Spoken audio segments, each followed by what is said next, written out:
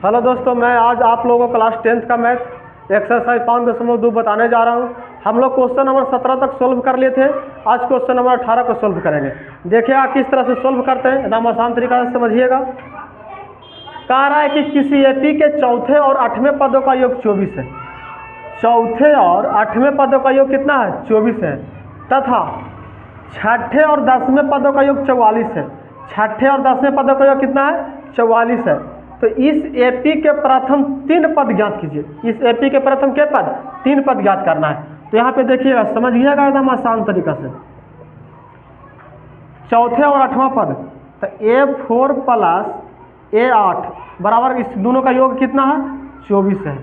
तो देखिए सोल्व करेंगे तो इसको लिखेंगे इसे A plus 3D plus A plus 7D यानी 7D बराबर 24। तो A और A कितना हो जाएगा? 2A प्लस 7 और 3 10D बराबर कितना? 24। अब देखिए कि इसमें दोनों शामिल को कॉमन लेना है। कॉमन जो निकलेगा उसको कॉमन निकालेंगे। तो देखिए तो दोनों में शामिल कौन? 2 है। तो 2 को बाहर निकालेंगे तो बच जाएगा A अब प्लस 5 दूनी 10 5D अब बराबर 24। ये देखिए 2 से 24 कट जाएगा 12 बार में। कितना बार में? 12 बार में। A प्लस 5D बराबर 12। समीकरण 1 हो गया। चाहे तो आप इसको ना भी कॉमन ले सकते हैं, कॉमन भी ले सकते हैं। अगर कॉमन है तो कॉमन लेंगे और नहीं रहता तो नहीं लेते।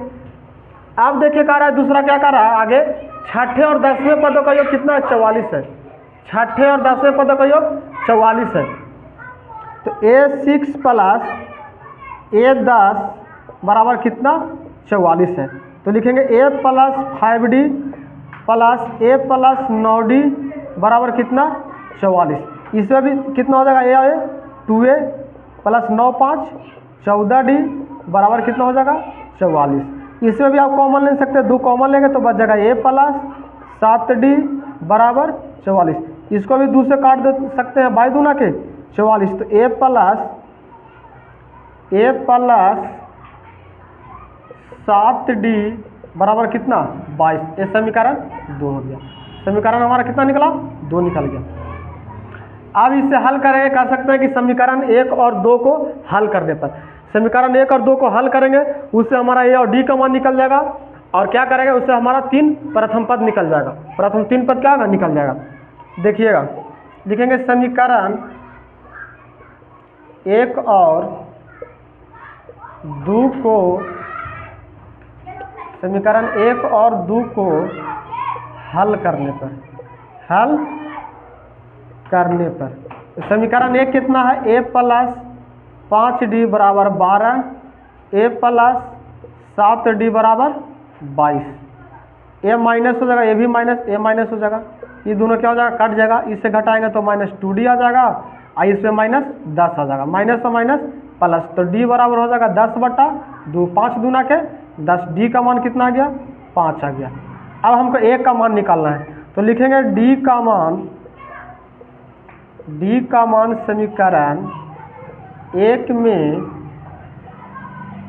में रखने पर। तो समीकरण 1 कितना है देखिएगा, समीकरण 1 है A plus 5D, A plus 5D बराबर 12। तो A प्लस 5 गुने D का मान कितना है? 5 है। तो यहाँ पे क्या करेंगे? 5 लिखेंगे बराबर 12।